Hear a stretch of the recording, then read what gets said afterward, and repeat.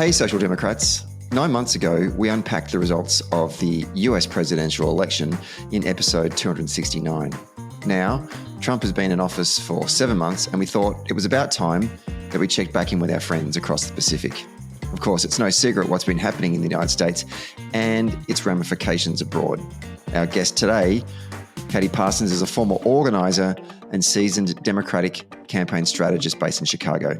She's the perfect person to take us behind the headlines to explore the overwhelming flood of activity from the Trump administration and how the Democratic Party and the left more broadly is responding. We also asked the question, are the Democrats prepared for the 2026 midterms and beyond? Stay tuned to find out. The presenting sponsor for Socially Democratic is Dunn Street. Dunn Street is a campaign agency that specialises in community organising. We only work with people who want to build power to make the world a better place. And if you want to create change in 2025, then hit us up at dunnstreet.com.au. A special shout out to all of our Patreon members as well. And you can join our community for free or for as little as $1.50 a month. And you too can help support this podcast. All paid members receive a welcome gift. So if you have recently signed up, please check your inbox for a message from our producer asking for your shipping address, because without that, then we can't send you your merch. And finally, today's episode is brought to you by Maurice Blackburn Lawyers. For over a century, Maurice Blackburn has stood up for fairness, championing the rights of everyday Australians and shaping landmark legal reforms. Today, they're harnessing new technologies to make justice more accessible, more efficient, and more responsive to the needs of modern Australia. All right, let's get on with today's episode. We are taping this one on a Thursday morning on the lands of the Wurundjeri people. And it has been too long since we've done an episode on US politics. And so I thought now was the time, because we're sort of at a milestone. And to help me unpack everything that has happened in the early days of the Trump administration, I'm joined by my good friend. She's a Chicago-based Democratic strategist, and she was our regular co-host during the 2024 presidential election coverage. Probably wants to forget about that. But she's back again to give us an update on Team America after the Trump administration took office. Katie Parsons, welcome back to Socially Democratic. Thanks so much. It's good to be back. Feels like it's been a decade since we did this last time. It's nuts. It's only 6 months since Trump was inaugurated, and it literally does feel like at least a year and a half, at least. Mm-hmm. Why is that? Is it just so much has happened, or? Yeah, it's been nonstop, right? It's like every day is its own new adventure in a way that it used to be every week, maybe, Yeah. We've had a decade in the 6 months. Well, to really compound it, I've made a list of all of the things, I did the top 10 moments in quotation marks of the Trump administration since January 21. And these are the ones I came up with, but there are more. Liberation Day, obviously, the increase, which was a major thing that happened. Which one? Yeah, I know. But such global implications. Like whenever people talk about, oh, Stephen, why do you do podcasts on United States? Doesn't impact us in any way, shape or form. Well, sometimes it does. So obviously the increase on tariffs with all the major trade partners and penguins, record number of executive orders and reversals. I think Trump signed like 142 executive orders in his first 100 days, surpassing any other president. And obviously a lot of those were orders that were overriding or overturning a lot of the orders that were done during the Biden administration, particularly on climate, COVID, diversity policies, whatnot. Mass federal layoffs and the sort of this DOGE, Department of Government Efficiency, led by Elon Musk, his former bestie. Record low border crossings, deportations, and new immigration crackdowns. But on the flip side of that, large-scale deportations and stricter border policies were enacted. Significant cuts to health research and vaccine funding, just to name a few. And I'm not even mentioning things like the surprise attack on Iran's nuclear weapons facility, pushing European members of NATO to increase spending in military, flipping on Putin in support of more aid for defense of Ukraine Didn't see that one. Which time? Didn't see that one coming. Anyway, so all of these things that have happened, and reflecting on it now, like, should we be surprised? Because it kind of was all written in the Project 2025 plan anyway, right? Yeah, I mean, the playbook was there. I think surprised maybe isn't the right word. Shocked, just that so much has happened so quickly. I think, I'm sure that there were people who were predicting that, especially in the lead up to the election. We certainly feared it, but I think still didn't think that so much would be happening so quickly. Yeah. When you examine all of those initiatives, I mean, Trump got elected on a mandate. He has a mandate, whether or not you agree with it or not. There is a mandate there, and one of the things I think I've tried to learn from this experience the first time around, and my own experiences in Australia as well, when you've got a leader that you ideologically don't agree with, sometimes you can get a bit emotive about it. Now, I understand that why you would get emotional. A lot of things that are happening to American citizens, people are going to get pent up and pissed off about. Yeah. But sometimes we can get a bit drawn into that and actually miss some of the things that are happening that just only voter land is seeing. And I'm just wondering, out of the things that Trump has brought in, which are the ones that probably do resonate with the folks that either voted for him or are likely to vote for him again, or the Republican Party in the midterms, for example? What are the ones that you're looking at that going, well, that probably goes down quite well in Middle America?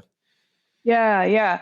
I mean, I think the things that are still polling relatively well for him, I should back up. As far as his base is concerned, he's winning every day. The promises made, promises kept line that is thrown around constantly is being lapped up by his people. So the hardcore MAGA base, they're loving it. I think average Joe, who wasn't necessarily paying a ton of attention, but because of what they were hearing in the zeitgeist, decided to vote for Trump headed into the election. More of those people are starting to rethink. But the stuff that's been going on with immigration is still actually relatively popular. The shutdown of the border, aggressive deportation is more popular than other things that he's doing. Though the longer it goes on, the worse he does on that in the polling, particularly because it has been so extreme. The cruelty is the point in all of their messaging. I don't know if it has broken through there that these couple of deportation facilities have been built very quickly in a couple of places because we don't have, there's not enough room to hold all of the folks who they're trying to deport. So they built this prison or concentration camp, if you want to call it that, in the swamps in Florida that are like impossible to get out of. There's no plumbing. They're not feeding them. They're caged there. So they've got like alligator Alcatraz, and they branded it this, and they're selling merch with this name. And they've just built another one in Indiana, the Speedway Slammer, next to the Motor Speedway, where and the Speedway actually, I think, sued them to try to get them to stop using their name in it because they've got it trademarked. But the administration is leaning into the extreme language around all of this, and that is turning people off. The people who aren't part of their base, when they're deporting the next door neighbor who, by all accounts, is a model small c citizen, because they're not documented. Like, people don't love that. But everything else, I would say, is pretty partisan, right? Like, his numbers on the economy are actually really bad. On trade, what he's doing on trade is not popular, and we still haven't even really felt the impacts of that yet, because of all of the back and forth. I think when prices continue to climb, especially towards the end of this year, because companies are importing less and our prices are going up, I think you'll see that become even less popular.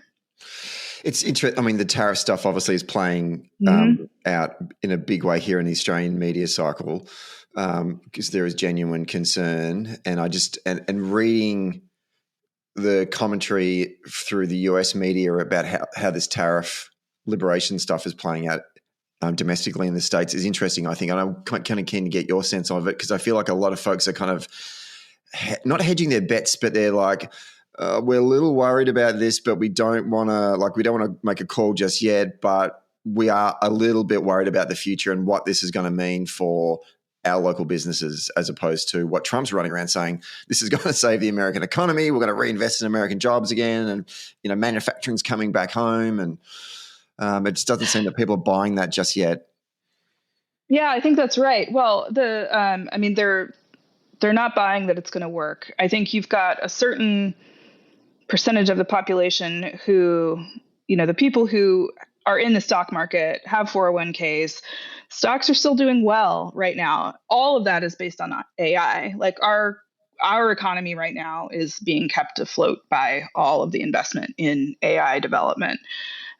So we're not seeing the impacts of the tariffs in a major way there yet in the stock market, which is what people sort of conflate with the economy many times. But prices are already going up here. They've been going up steadily. That was one of the major promises that Trump made, that he would, tackle cost of living, because it was already going up, before the election. But he's done nothing substantive. And in fact, the tariffs are only going to make that worse, because all of these efforts to get, more construction brought back to the U.S., it takes years to rebuild that capacity, not to mention that what you need to build that capacity is stuff that you import from other places. So it's going to take time, and it's going to be expensive to even do the thing that he wants to do, if it's even possible. Yeah. So the other thing that is said a lot here, I don't know why you guys would be talking about how this affects us, but all of these companies have been stockpiling goods because they keep giving us, the tariffs will come online on this date, and that's 4 months ahead, and then they keep pushing those dates forward. Companies are taking steps to try to mitigate that and increasing their stocks of stuff right now, but they're going to run out, and so I'm going to be really curious to see what Christmas looks like, essentially, which is when so much shopping happens here, and what happens to prices then. I think that'll be a real test. The other thing that I found interesting is I don't know if you do watch Bill Maher at all on HBO. What's your first of all, actually, and for the viewers in Australia, maybe I'll get you to explain who Bill Maher is if people aren't across his TV show on HBO. Yeah, so I mean, he's been around. God, I remember watching Politically Incorrect when I was a kid. Like, he's been around forever. He's a comedian, but has really positioned himself as sort of the never politically correct guy. He's gonna complain about the Democrats as much as he complains about the Republicans. It pisses off both sides. He'll bring anybody on. You can say anything. And especially, in the last decade or so, when people have gotten a lot more nervous in the US to say things that might get them canceled, he's always sort of continued to invite people on to give them opportunities to get themselves canceled. So I actually listened to him for a long time. I would listen to the podcast version. I can't really look at him. His face he looks like Play-Doh or claymation. He's had a lot of work done. I mean, he's an old man. Yeah. And I like, the smarm really gets to me when I can see him, and in a way that doesn't bother me on the podcast. But I don't know. I've just gotten over him. It wasn't like I'm not listening to him, which many people really loathe him. Yeah. I feel like things are so grim right now that I think we're trying not to torture ourselves more is sort of the thing. I find him interesting in that. I mean, I see him as a liberal that is willing to criticize elements of the Democratic Party. So he's not a homer, to borrow a US term. But it's been interesting to watch him move on a couple of issues. I think to what I would say to the right. Like, I don't know if "move's" the right term. Maybe he's always been saying this, but certainly immigration. He's now saying far more that the debate on immigration has been dominated too much by the left, and that we need stricter borders. The university stuff, obviously, he's a very, he's a strong supporter of the state of Israel, and a part of his background is not just, he's Catholic, but also Jewish as well. So there's a bit of the university stuff. He was sort of saying that he thinks that a lot of he's anti-woke.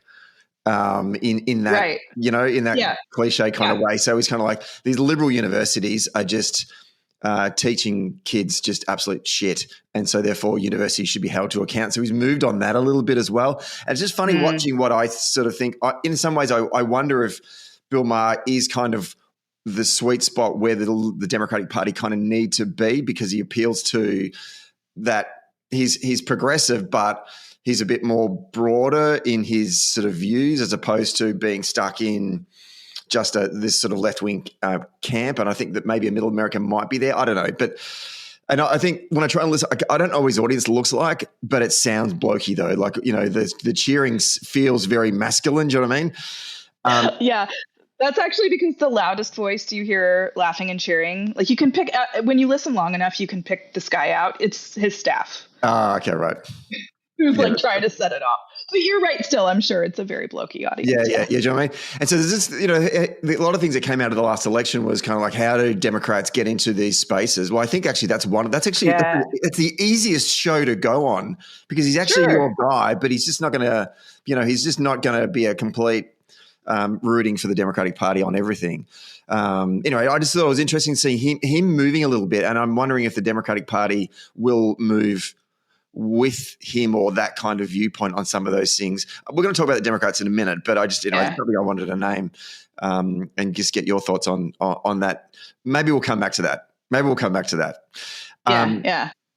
Let's talk about the big, beautiful bill. There's one thing that Trump is very good at, is naming things. It's a big, beautiful bill. Like, he's leaning into the fact that comedians make jokes about the way that, his lexicon, and now they're just like owning it. And I think that I'm impressed by that. Oh, yeah. Yeah. No, I mean, I don't think there was never any concern that he was going to stop doing this. He loves to name things the way that like a third grader would. Yeah. But it seems to work for him. Yeah. It's funny. What is in this bill? Yeah, everything. Whatever you want, it's in there. So this was the reconciliation package. This is 6 weeks ago, actually, that this was passed. So yet another example of how quickly time flies, because this was a big focus of everybody's attention for a while up until it was passed. So this will come up a lot more. But the Republicans actually have a very small majority in Congress. It's 4 or 5 seats. So it's even though it feels like the administration is everywhere and all powerful in the sense of how much they have changed and how much they've done through executive orders and through other means, there's not a whole lot they can get through Congress because of how small their majority is, and there are a lot of divisions within the party within that. So in order to get anything done, they've gone for the reconciliation bill, which is the only thing that they can do on like a 50-50 basis. They need one vote majority and it passes, rather than being something that gets filibustered or could be filibustered. And therefore, when you're whipping your votes, you just assume that you need 60%. So in order to get as much as possible done, they've packed it all in to this bill. So what it does, the biggest piece is a tax bill. It extends the tax cuts that Trump moved in 2017. So a lot of the conversation is around, Trump is lowering your taxes, yada, yada. Except that most people aren't really going to feel that because it's just an extension of what they already had. So I think that some of the gains that or the appreciation that they might think that they would get from voters is probably not going to be forthcoming on that because it's not going to feel different to anybody. And there are a couple of other little handouts and things like that were campaign promises, like the no tax on tips and things like that were increased or added. But what else does it do? The biggest thing that we will be talking about a lot is it kicks millions of people off of Medicaid, which is the healthcare insurance for the poor, I think veterans, also the disabled. This is different from Medicare, which is our other sort of public insurance program that is for the elderly or the retired folks. So, and they did it in an interesting way by saying like, oh, we're just adding a work requirement. If you get Medicaid, you need to have a job or prove why you can't. And that is widely popular, but it implements all of this paperwork that is necessary to prove that you have a job. And it's going to end up being something that it will mean that many, many people who are eligible legally for it, who do have jobs, who are working, 40 hours a week, whatever, are not going to have access to this thing that they should have access to because they've increased the bureaucratic hurdles to getting access. And I thought the Republican Party were opposed to red tape. Exactly. Oh, 100%. A lot of the things that they've instituted and are trying to pitch as gifts to the poor or middle class are actually things that no person without like a personal accountant would ever know how to take advantage of. And it will be the wealthy who get the advantage of that. So it's essentially the largest transfer of wealth from the poor to the ultra wealthy in the history of our nation in the end. It's really unfortunate, honestly, that it's passed. And the Republicans know that it's not popular. They had to go home. They're on recess still now. And, in some of the town halls that Republicans have been holding, they've been roasted, even in really red districts, because of this. So I know that, members of Congress, the Republicans are not looking forward to having to defend that in 2026, which, it's going to start soon. It's fascinating that that Trump was able to, or the administration was able to get this passed through Congress because of that point you just made. I think one thing that always in the end will win out is self-preservation. And for those members of Congress that are like, when we did the post-election recap, it was yourself and myself and Ross. The votes still hadn't really been counted on a lot of those House of Representative races, so we didn't get a chance to properly look at it. But it wasn't a good night for the Republican Party in the House races, right?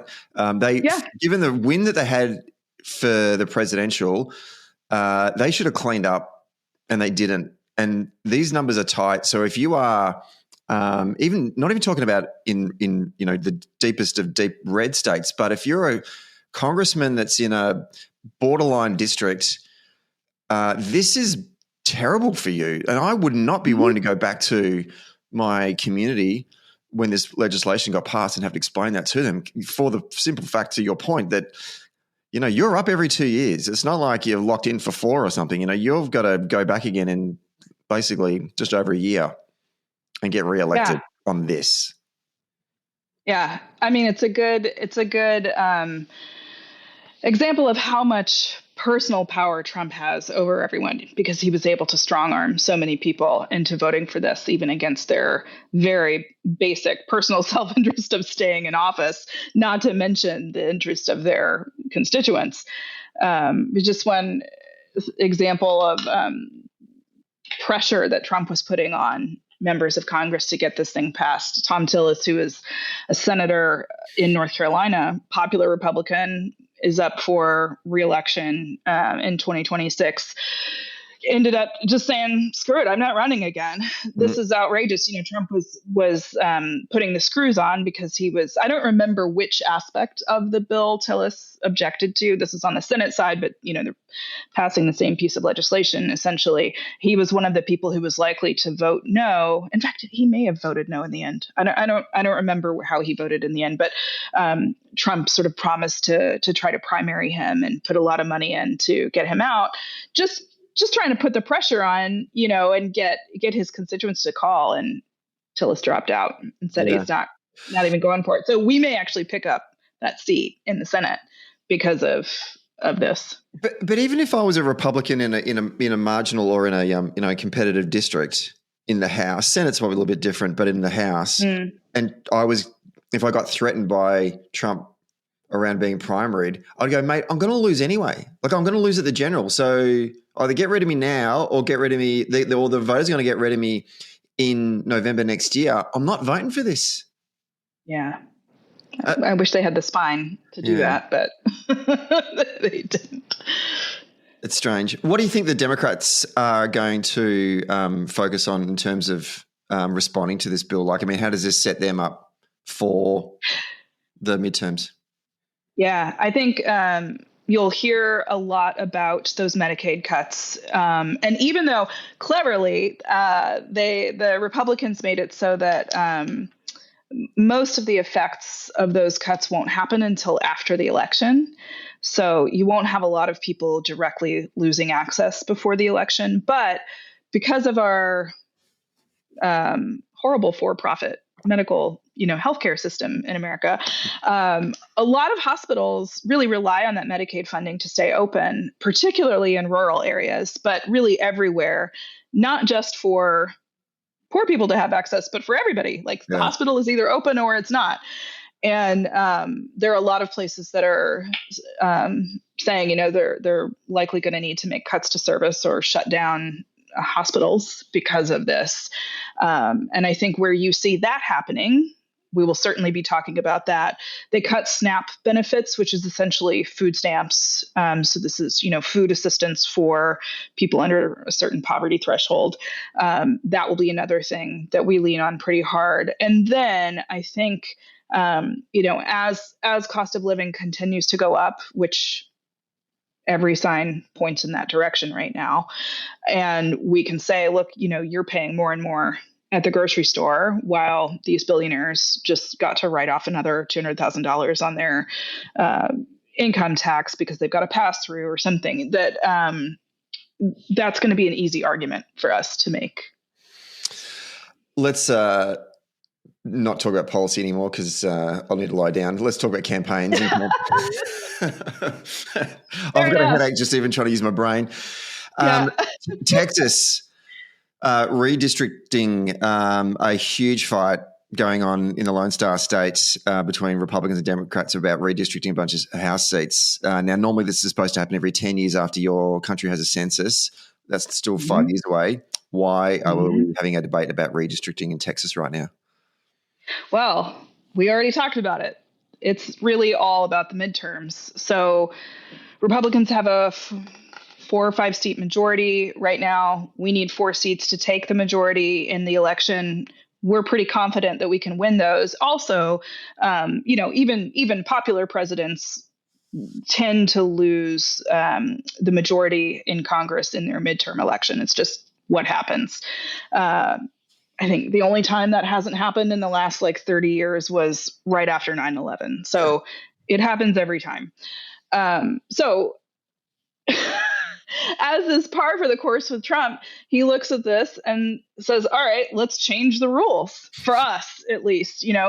So the administration actually drew the map of new districts in Texas that would essentially give Republicans 5 more seats. I mean, obviously, voters vote on election day, but how people are voting in certain neighborhoods and in districts. And so they have delivered this map to the Texas legislature, which actually just passed in the Senate.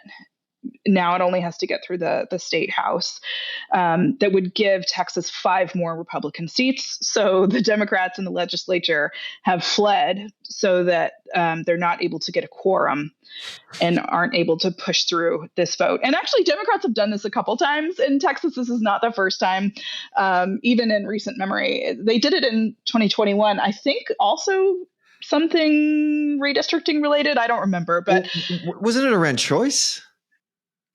Oh, it could have been then too. I mean, it's a frequent tactic.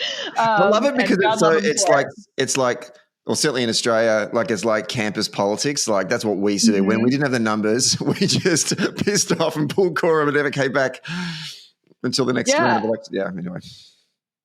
Yeah, so it's been interesting. So you've got all of these Texas House reps camped out in California, in Illinois, which is where I am. Some of them in New York, hanging out with Democratic governors to essentially protect them. And the Republicans had gone wild on this, both in Texas and Trump, unsurprisingly, trying to have them arrested. Trump said he was going to get the FBI involved, trying to drag these members back to the state house. And most likely, because the governor Abbott, he's said he's just going to keep doing special sessions like over and over again.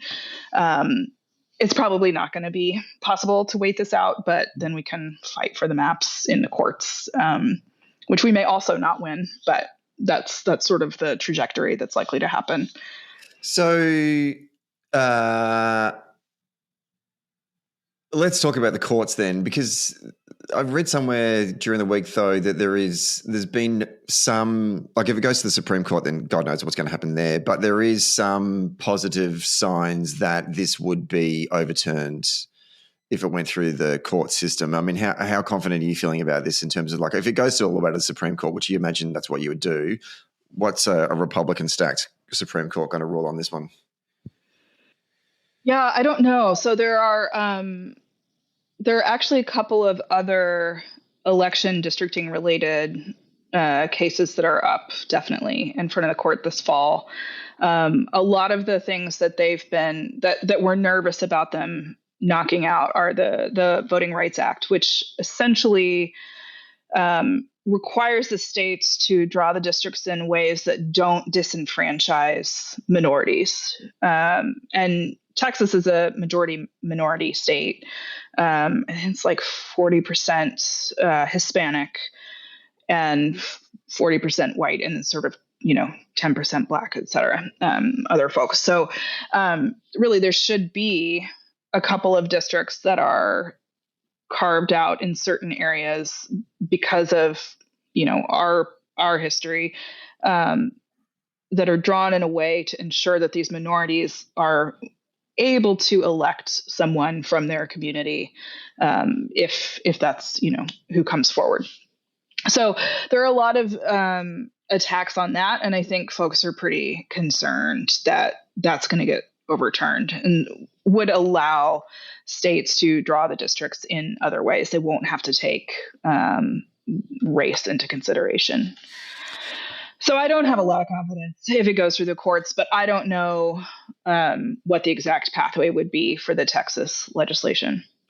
We sent a note out to our Patreon listeners of the podcast ahead of time and said that you were coming on the show, and said if anyone's got any questions for Katie, send them through. Oh, that's fun. I know. So Susan actually Genvi wrote what strategies could be used to overcome the redistricting. I mean, that's a tough question from Susan there, but I mean, I know that this has been the challenge of American politics for a long time, right? How do we overcome this?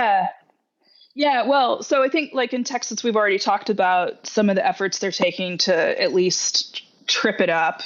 But it's bigger than Texas. So, Texas started this put the ball rolling.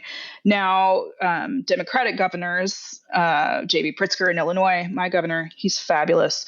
Gavin Newsom, governor of California, both of them, unsurprisingly, are very likely to be candidates for president in 2028. So they're taking advantage of this opportunity to speak on the national stage yet again.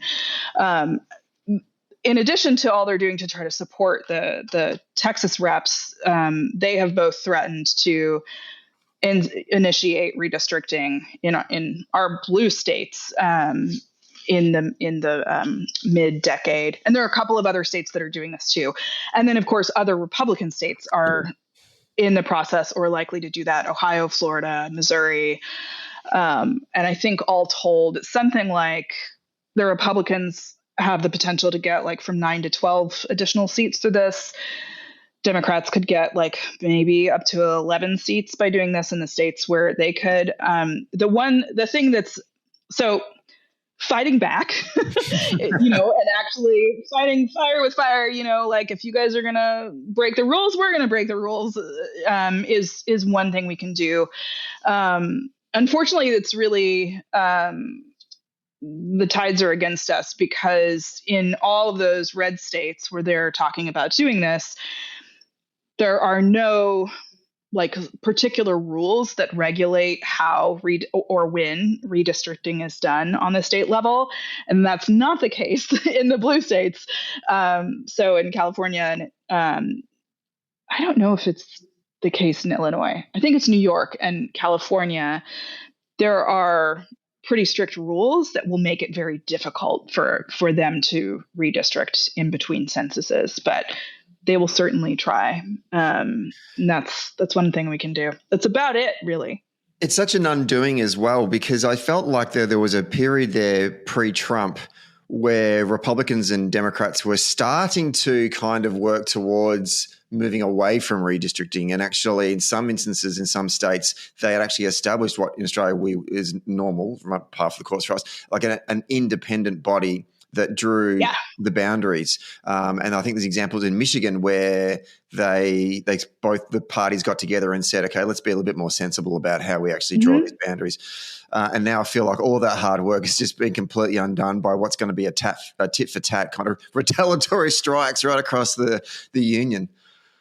100%.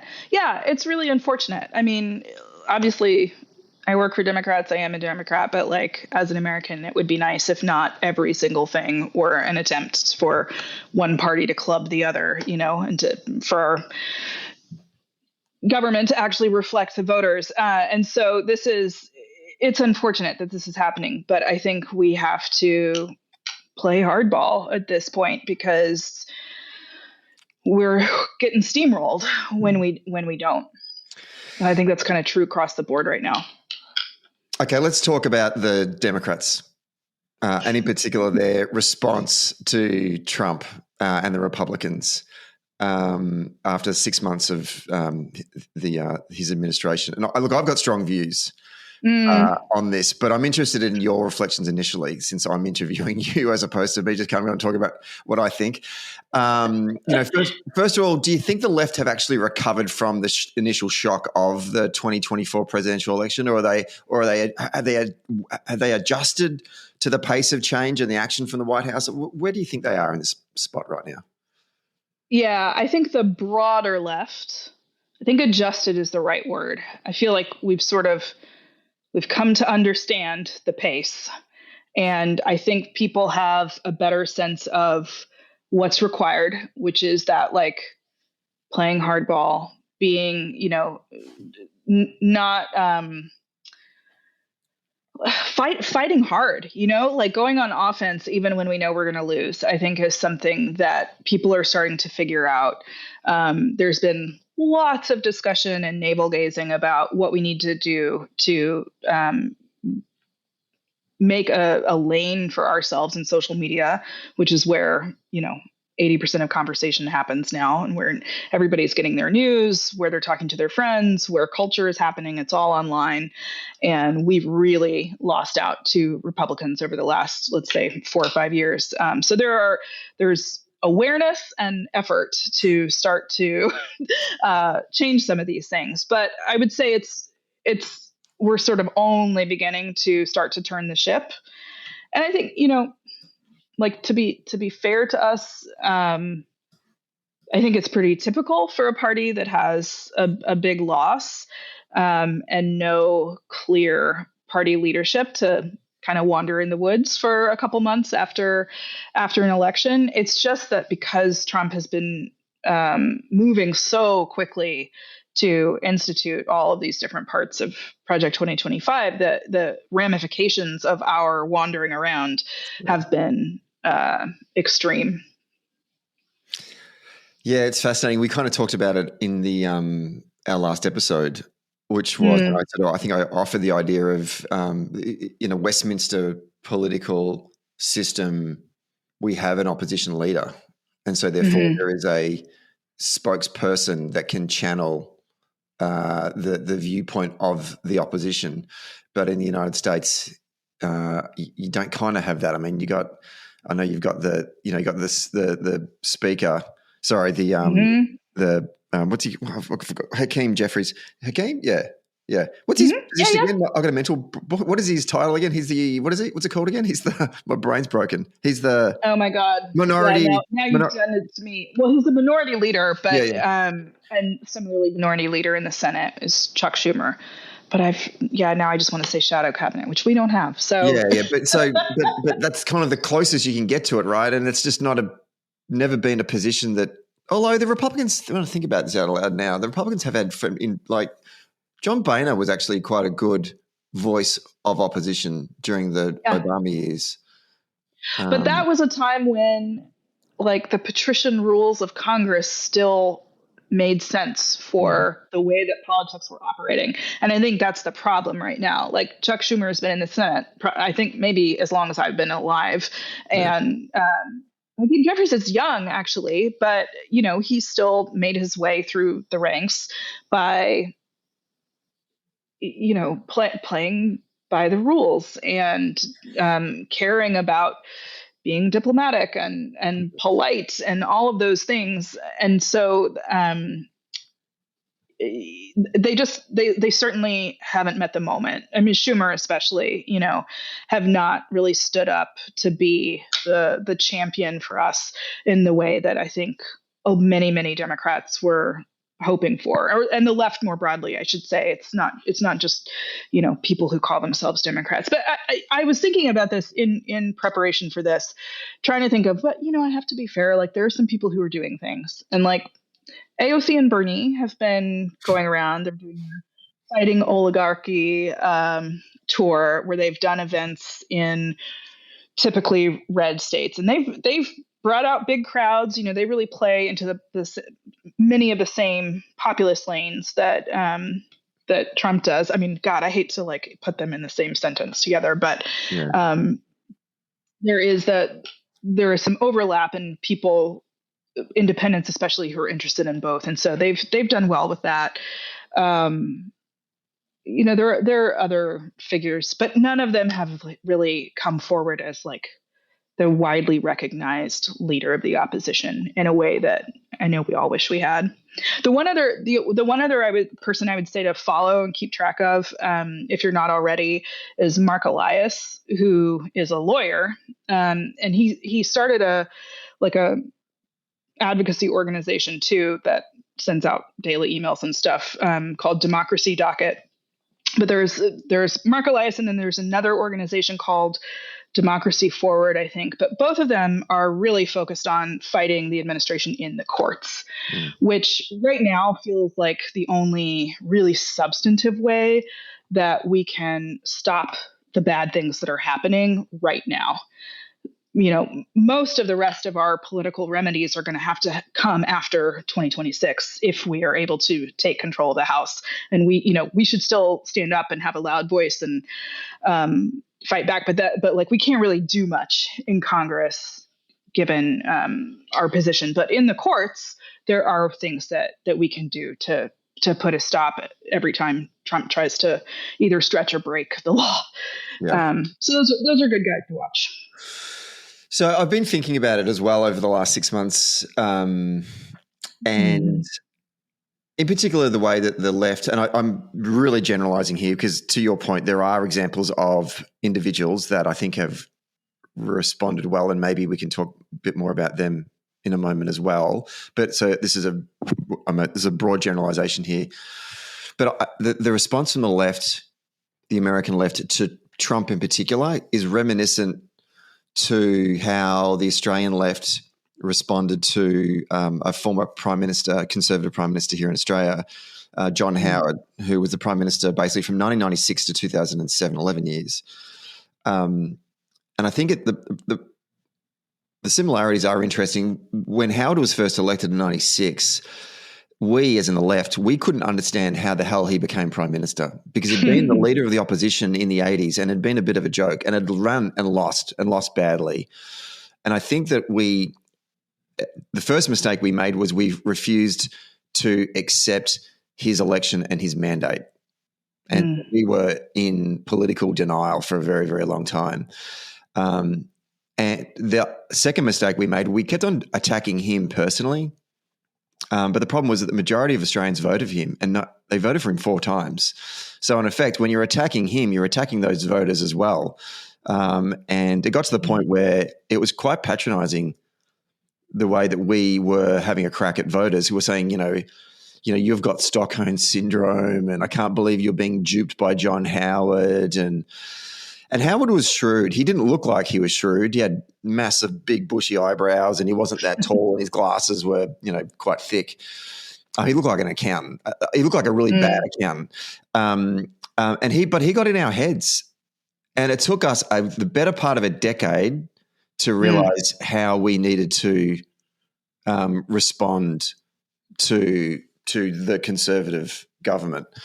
And I just wonder, looking at in elements of the American left right now, I think some of those mistakes have been repeated. I think one of them is that I've not heard, and I wrote a blog on this a while ago just because it was starting to annoy me because I was reading so much in the media in the US where I didn't really hear from, and that's part of the problem is you don't have a leader that can do this, but no one got up and sort of said, hey, on behalf of the Democratic Party, you, the voters, were right, and we accept your decision on election day, and, there's some things that we got wrong, and we need to spend a little bit more time listening to you folks and understanding where you are in the world right now and how we can meet you in this moment. And I know you mentioned before the AOC stuff, the fighting the oligarchy. I actually think that's an example of the opposite. Fighting the oligarchy. No one even knows what a fucking oligarchy is, And don't you think it's really tone deaf? They're just running around middle America. They think they're doing a good thing, but they're just still telling Americans what we think is wrong with the world, when actually, in fact, they should be running around doing a listening tour, not a fighting tour. Like they should be running around the country going, hey, we get it. What did we get wrong? Tell us, The Women's March, they did a post the other day and they were saying, we've just got 2 million people to sign a petition in which we're going to take it to to Congress demanding that Donald Trump gets impeached. And I was like, what a waste of strategic capacity. You managed to get 2 million people to give their name over for something that's already happened twice. And then Trump got elected. Props to you for going to that effort, but I just felt like that's just a waste of resources. I don't know. I feel like, am I way off on this? I just sort of. No, well, I mean, I think there are some ways that's happened, but it's not coming from one leader. I think there was a real reckoning and recognition within the party. And you see that through like think pieces that get written as op-eds, that we're not speaking to men, that we've, completely written off this large percentage of the electorate, and that's why we lost. And so you've got various organizations starting up and things like that are trying to figure out how we can talk to men again, which I think the understanding of the problem is correct. The way that we are trying to solve it is not yet quite right. Yeah. So I think that is kind of one reflection of what I think you're looking for on a much broader scale. I think there's also been a real understanding that we haven't communicated effectively on the economy, and that wasn't the focus that it should have been in our messaging.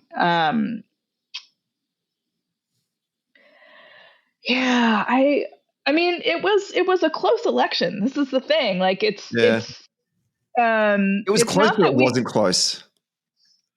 right, You know what because I of mean? the electoral college it looked bigger. But No, and he there was swings to Trump in pretty much 100%. every district. Yes. Yes. No, that's right. That's right. But I'm to just counter, trying to think of like, well, no, what were you going to say? I was going to say, but then to counter my argument, you could also then say, well, Stephen, though, like in states like Missouri, they passed an increase to the minimum wage whilst Sure. overwhelmingly voting for Trump. Like that should be a Right. naturally left-wing kind of proposition or an idea, right? It should be, but it's exactly in the lane that we should be owning. And that actually, I think that AOC and Bernie do own more and more is True. that more populist, like we should have been focusing on the economy. So I think I think you're right that the name of their tour is dumb, but I think that the messaging actually is a lot closer to what you probably would want it to be than the title suggests. And I can't believe I'm carrying water for them because I'm not usually like that wing of the party, but like I think they're doing I think they're saying the things that you want them to say. Yeah. Immigration is the other issue where many Democrats have said, okay, we understand that this is a problem and that people care about it. But that's another place where we can't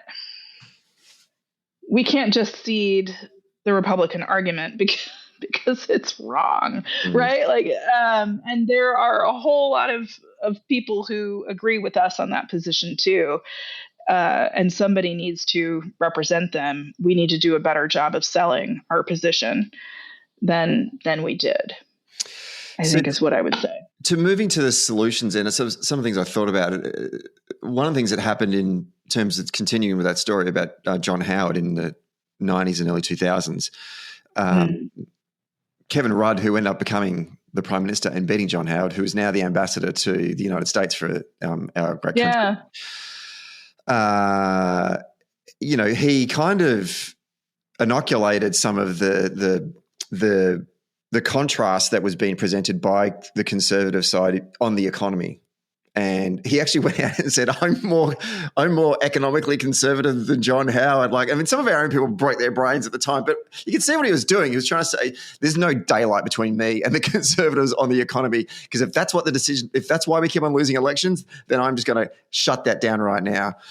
And so there were some things that he tried to do, but also the party started to not attack John Howard, but attack the policies that were impacting working families, particularly this overreach in industrial relations, which is one I'm not going to go to, but the Australian audience know what I'm talking about. Another example is another sort of conservative politician who was in our heads for a long time in my home state of Victoria, Jeff Kennett, who was kind of like Team Trump or like a forewarning to Donald Trump, larger than life, arrogant as also, I remember he threw dirt at the media at an opening, like it was a sod turning kind of a photo op, and he was throwing the dirt at the cameraman.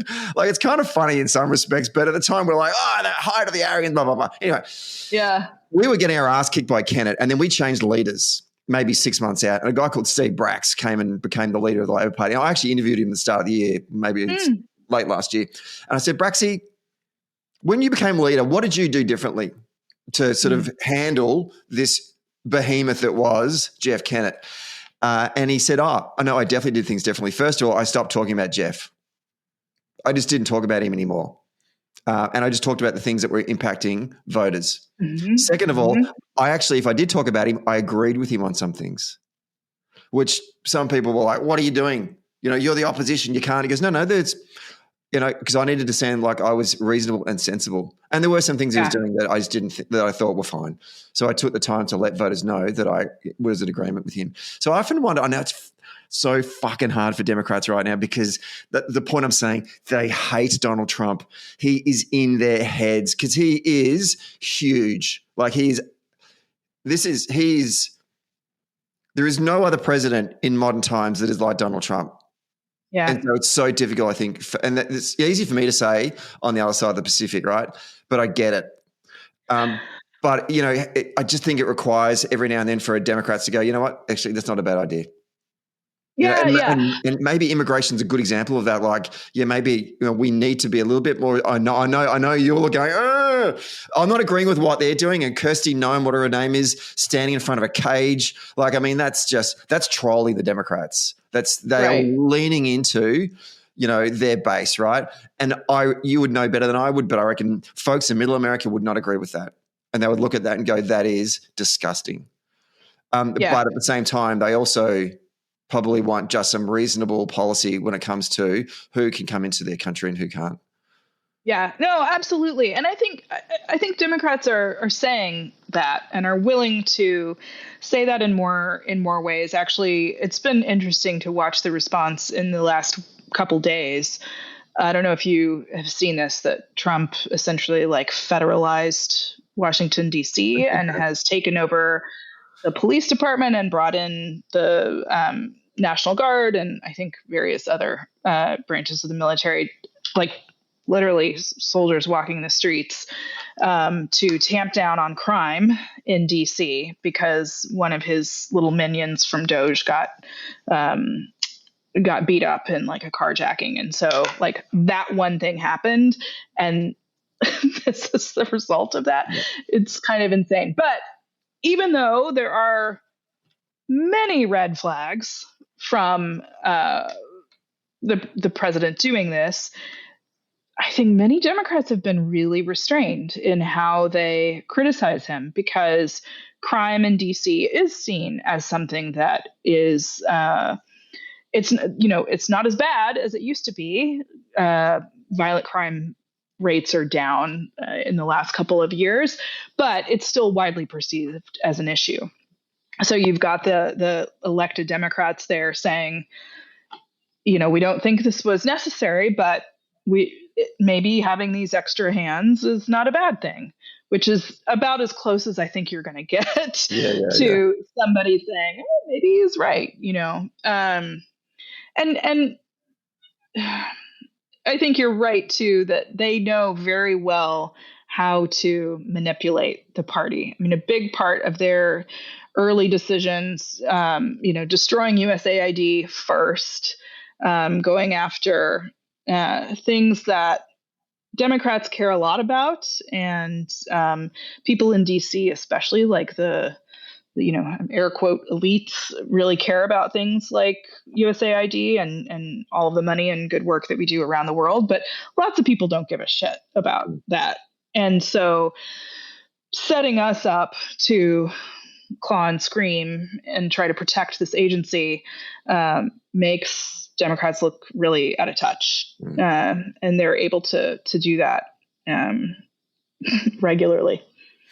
Yeah, it's kind of like creating a distraction for a toddler while you go and do the other things. I just the fights with Elon and Epstein and all that kind of stuff. It's, you know, we all want to talk about it. And isn't Trump an idiot? And we all think we're so clever, but really, the clever people are the ones that are doing the things that they want to achieve. Like, they're restructuring the way that America looks like right now.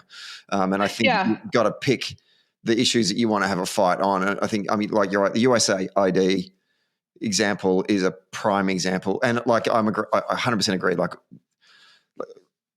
I've actually seen the impact of it with, you know, some of the, when I do the, when I'm a teaching fellow with Marshall Gantz's class, all of our students are from overseas. And, you know, I had 3 students this year from Nigeria and Sierra Leone, highly dependent. Their projects are highly dependent on US funding, and that's all been cut, and the impact is real for them, right? So it's life and death. It's not just, without a doubt. It's absolutely life and death. So I'm not trying to belittle it in any way, shape or form. But, yeah, to your point, like, I just think that actually what I'm interested to get your thoughts on the Abundance book by Ezra Klein and Derek Thompson. Because for us here in Australia, it's not really that relevant because our Labor governments, that's what we do. We spend all of our time and energy in developing ideas around upgrading basically infrastructure. Like that's sort of the social democratic contract that we have that we've been successful for a couple of decades now, is building or upgrading new schools and hospitals and childcare facilities and public transport and airports, giving, making people's lives better whilst creating more Australian jobs at the same time. And that's what we say to the electorate. We are here to fix your lives. We'll use your taxes to make your community better. That's our deal, right? And obviously Klein's book is going around saying Democrats are holding this up because of regulatory restraints, blah, blah, blah, blah. Yeah. And I kind of think I think the answer is it's not a silver bullet, but that's kind of where the conversation should be. And I think don't you think House Democrats do well when they talk about that kind of stuff? That's we see time and time again when they're not talking about Washington, but they're talking about, hey, we're going to fix this school in your local area. Yeah, absolutely. Absolutely. People want to hear about how their elected leaders are going to make their lives better. I mean, it's really a no-brainer. We should be much better in talking about that. Democrats here in Congress, at least, have done well when they do that. And typically we've been effective in talking about how we're going to improve access to healthcare. That's been like, here's the direct thing that we are going to do to improve your life in a concrete way. And when we can stick to that and talk about it, we win. We haven't done as much on the So the thing about abundance is that most of the things that that they're arguing for, the regulations are at the state or municipal level. So we're talking about governors and mayors or state legislatures that would need to change those laws. So it's not really a Congress problem. But I still think Democrats as a whole, yes, should be talking about those things. And I think even right after Trump was elected, I heard a lot of people talking about the advantages of some of the red tape and regulations being cut, because we have sort of gone too far in that direction as a country, and, swinging back a little bit to make it easier to build a solar panel or a new school or put in a train, all of those things. What an idea. Are things that we need and, that people expect from their government. So I think actually there's a lot of backing for that among the left. I haven't read Abundance yet. I've heard Ezra's podcast talking about it. So I don't know what he gets into. I know it's a lot of housing stuff, which is a major issue here. There are a lot of regulations that make it really difficult for anyone to build housing. And I know the U.S. is not the only country that struggles with that, but Australia too. Yeah. I know in the U.K. it's a really big issue too. But so that's something that mayors should be acting on. Absolutely. And there are a lot of Democratic mayors who could be taking action to get more housing built. So now that I've got all my shit off the liver about the Democratic Party, let's talk about more positive things. Who you mentioned some names before, your own governor in Illinois, but I mean, who are some of the up and coming leaders of the party that have got these new ideas or are a little bit more connected to Middle America that we should be promoting or keeping an eye on? Yeah, I think, and I still wouldn't be surprised if, whoever comes out of the presidential primary is somebody who, like, we don't even really talk about yet. We've still got a couple years before that really kicks off. But the names that are being floated, like I said, J.B. Pritzker, who's governor of Illinois, he's fantastic. He's another billionaire, which is kind of a strike against him. But as governor of Illinois, he has kept his promises and really done a lot of really positive things for the state. So I think he has a great record to run on. Gavin Newsom from California, who's sort of been like running for president for years. I can't remember when it was a couple of years ago. Did he fly to Florida and do some kind of debate? So he's been trying to make a name for himself. I think it'll be hard for somebody from California to win, but he's a popular person among certain segments of the left. Gretchen Whitmer, everybody loves Big Gretch. Love Gretchen. I haven't heard much from her in the last couple months. I don't know why that is. Maybe she's just focused on running her state.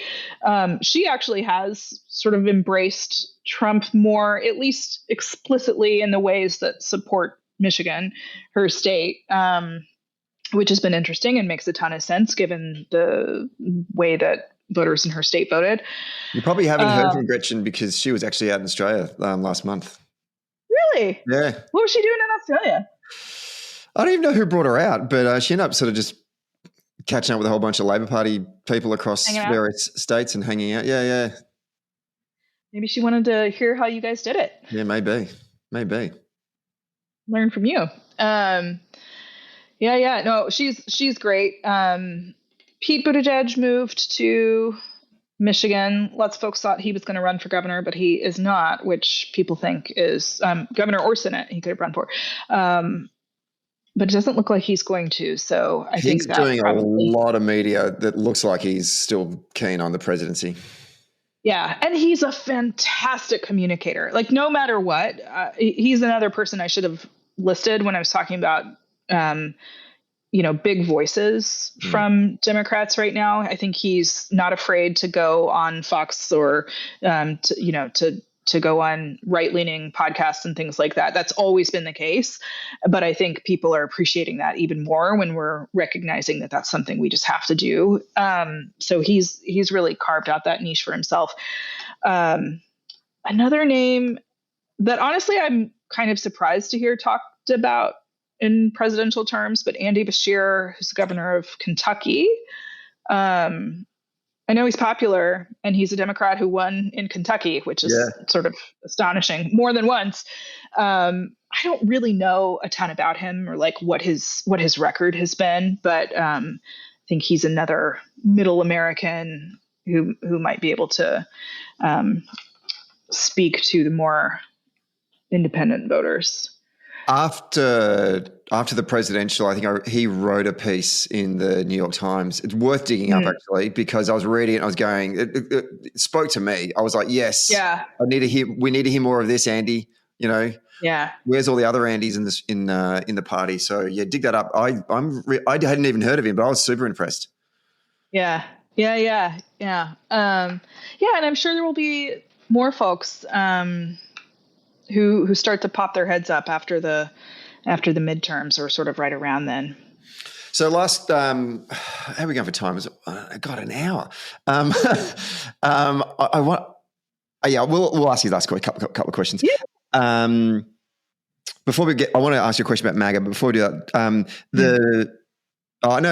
let's do that and then I'll ask you about the midterms.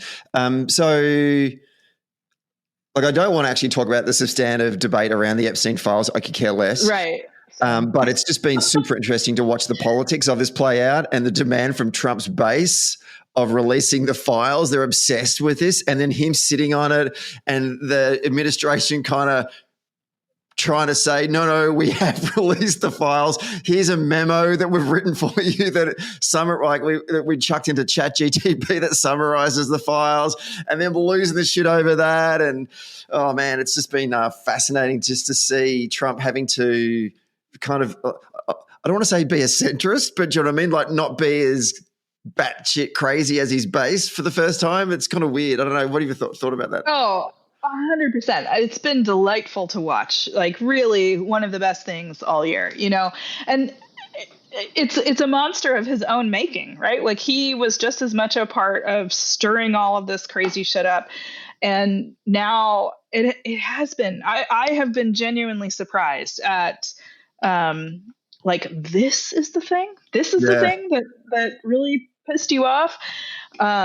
And that it's had such legs, people are still talking about it. And even some people from his base, I think a lot of his like true hardcore MAGA base has started to move away from it. He threw some red meat a week or two ago by directing the DOJ to look into Obama and other Democratic leaders and essentially trying to make them the focus of justice inquiries. And so it was another smart move by him because it's sort of if there's one thing that MAGA loves, it's trying to arrest Democratic leaders.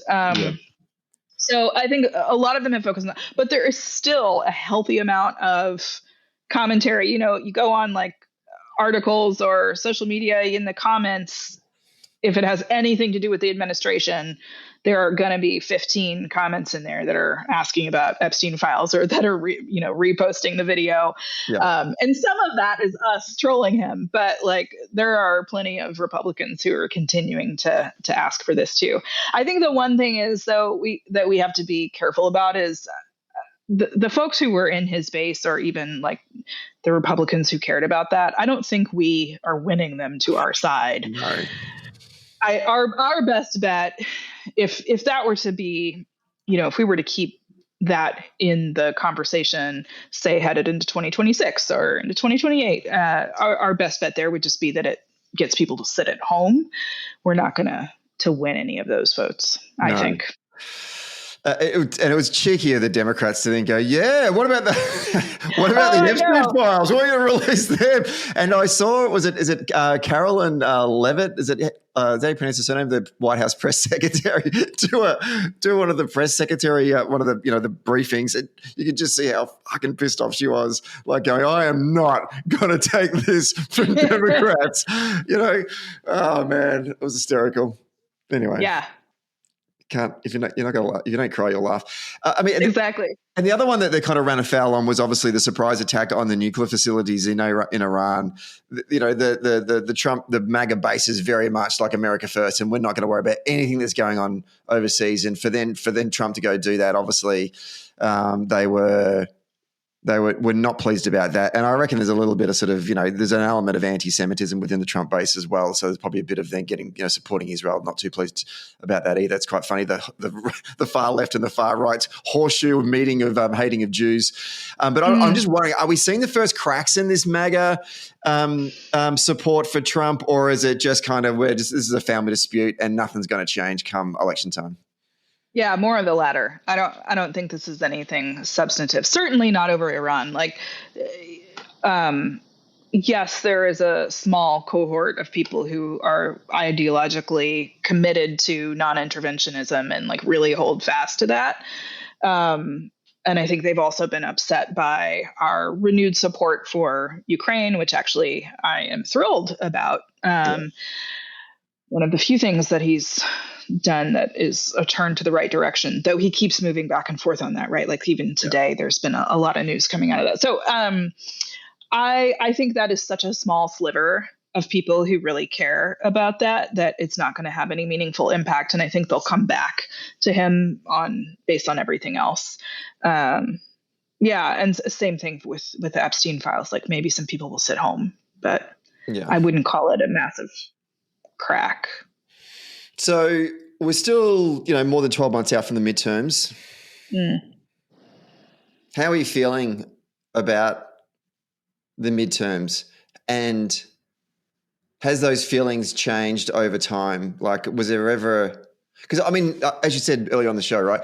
Naturally, the incumbent party takes a beating at the first midterms. Do you still foresee that that's going to happen? Is it going to be a great day for the Democratic Party? I know it's miles away, but right now, are we sowing the seeds to set the party up to have a good November 2026, or like what's the vibe right now? Yeah, I would say better and better for us. If you'd asked me 3 months ago, I probably would have said, I'm sure we'll find a way to fuck it up, and then when they passed the big, beautiful bill, sorry, it makes me cringe a little every time I have to say it. That actually was great for us. I think, if we're doing our jobs, we will be able to use that to great effect. And I think that is still going to be a powerful message. If the economy continues to trend the way that it is, or the cost of living does, that will again make it easier for us. Unfortunately, to win votes. The thing that really worries me is the redistricting piece. Like if they're able to carve out another 5 to 10 seats advantage, it really changes the math. It makes it a lot harder for us to take it back. Still possible, absolutely still possible, if we have enough of a swing election. And I think it's doable, but it makes it a whole lot harder. Yeah. Well, we always like to end the show on a positive note. Yeah. And Katie, I'll take that as a positive, note.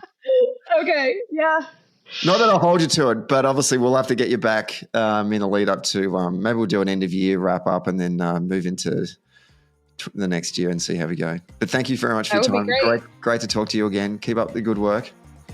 And you. It's always fun. Thanks so much. Hey, Social Democrats. Thanks for listening. Today's episode was hosted by myself, Stephen Donnelly, and produced by Grace Eyre. If you like the show, please rate us and review us wherever you get your podcasts. And finally, get all the latest updates and bonus content by following Socially Democratic on our social media channels. The links are in our show notes. See you next Friday.